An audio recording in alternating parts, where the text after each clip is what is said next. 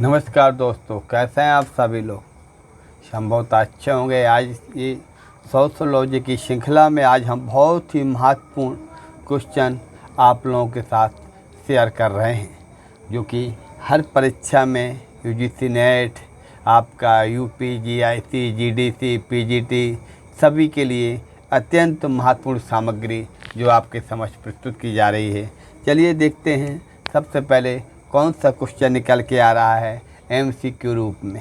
पहला जो हमारा एमसीक्यू है निकल के आ रहा है कि कौन सी एक सामाजिक संस्था नहीं है। सामाजिक संस्था इनमें से कौन सी एक सामाजिक संस्था नहीं है। क्या नातेदारी, शिक्षा, विद्यालय सारी एक सामाजिक संस्थाएं, केवल बंदी गृह सामाजिक संस्था नहीं है। आगे हम बात करते हैं अगले क्वेश्चन के रूप में। अगला हमारा क्वेश्चन है एमसीक्यू के रूप में, समाज में संघर्ष के सकारात्मक प्रकारों पर निम्नलिखित में से किसने बल दिया है। समाज में संघर्ष के सकारात्मक प्रकारों पर किसने बल दिया है। जॉर्ज सीमेल आएगा। इसका आंसर क्या आएगा? जॉर्ज सीमेल। आगे हम देखते हैं कि संस्कृति की विशेषता है। संस्कृति की विशेषता क्या है? संस्कृति दैवीय उपहार है।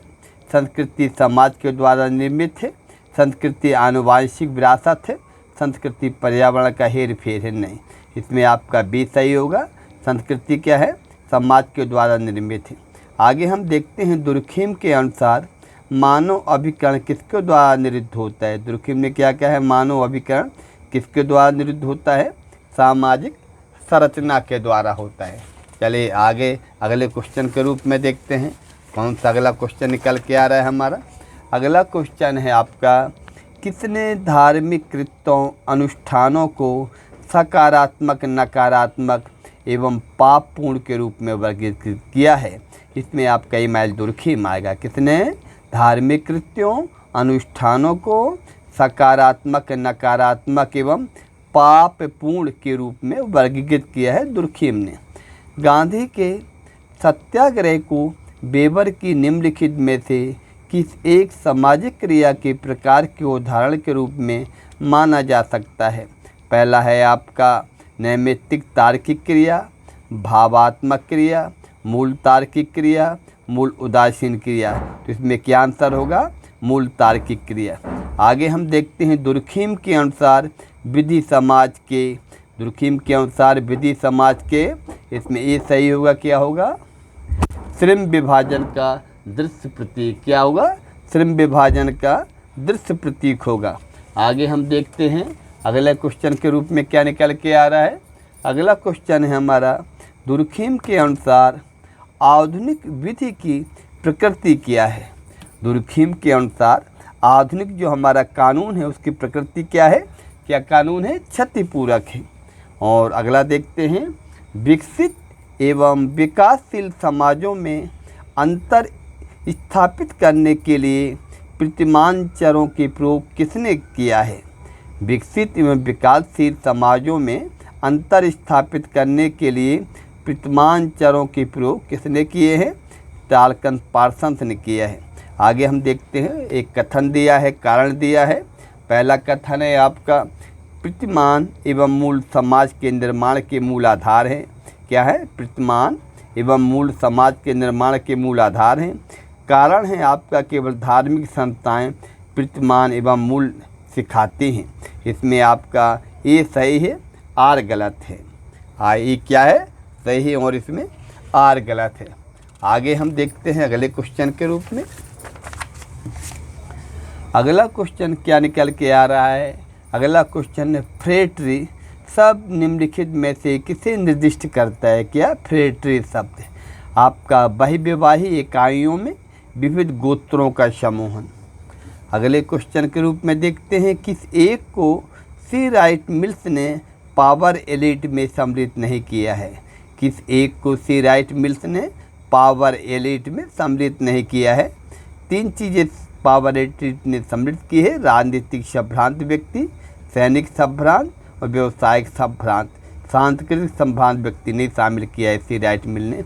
आगे हम देखते हैं अगले क्वेश्चन के रूप में, बुजुर्गीकरण क्या है। क्या है बुजुर्गीकरण?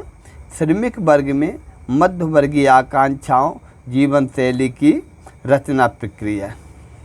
अगले क्वेश्चन के रूप में क्या निकल के आ रहा है? अगला क्वेश्चन है हमारा लंप पेन। क्या? लंप पेन सर्वहारा का संप्रदाय निम्न में से किस सिद्धांत में है? क्या है? लंप पेन सर्वहारा का सप्रत्यय निम्न में से किस सिद्धांत में है? मार्क्सवादी सिद्धांत में।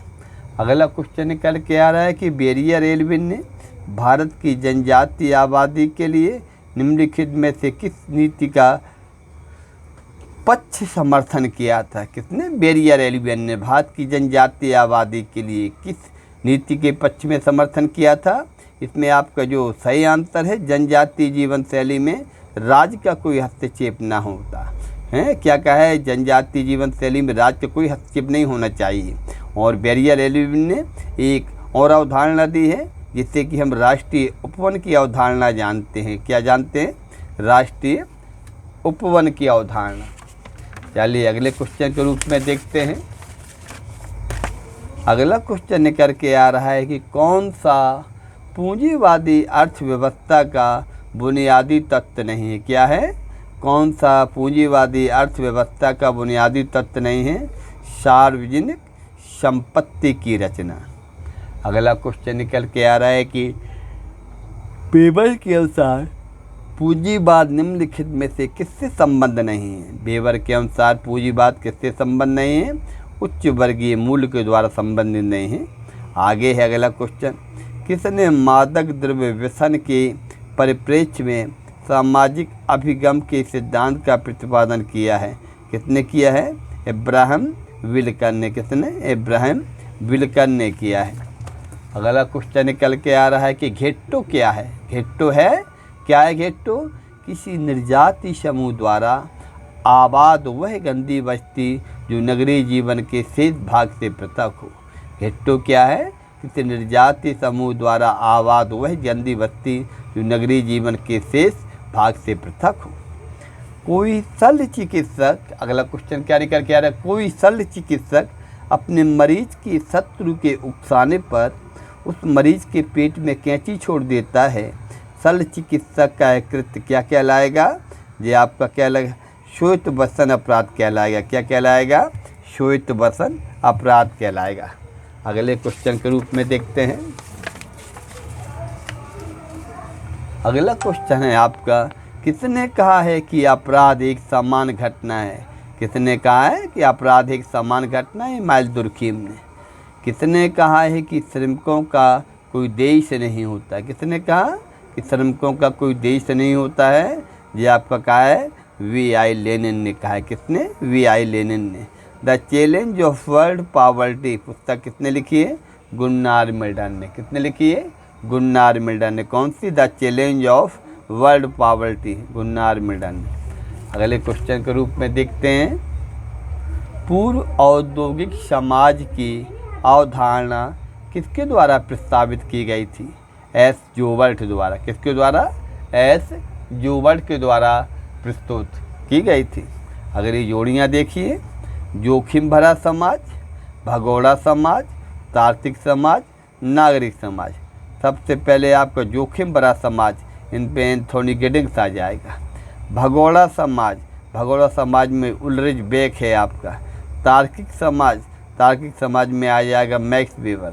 नागरिक समाज में आ जाएगा आपका डी का है 4 फ्रेडरिक हीगल। ठीक है, इसलिए सही क्वेश्चन कहलाया इसका बी वाला।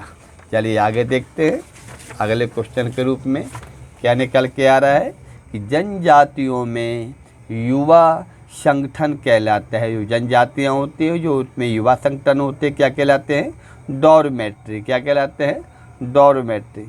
पनका जनजाति किस प्रदेश की है? जो पनका जनजाति ये उड़ीसा राज्य की है। कहाँ की है? उड़ीसा राज्य की है पनका जनजाति। वीमेन एंड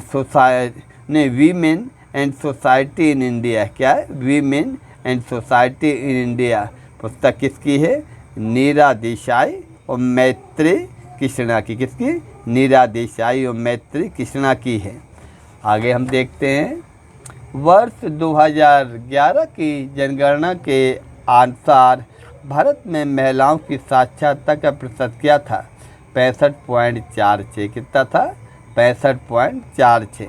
किसने कहा है कि किसने कहा है कि समाजशास्त्र एक कलात्मक विज्ञान है? किसने कहा है समाजशास्त्र क्या है? कलात्मक विज्ञान है। W.I. थॉमस। किसने कहा है? W.I. थॉमस ने क्या कहा है कि किसने कहा है कि समाजशास्त्र एक कलात्मक विज्ञान है? आपने यहाँ आंसर लगाना है W.I. थॉमस। क्या? W.I. थॉमस है इसमें आपका सही जो है आपका। चलिए दोस्तों, आज हमने 30 क्वेश्चन लिए MCQ के रूप में।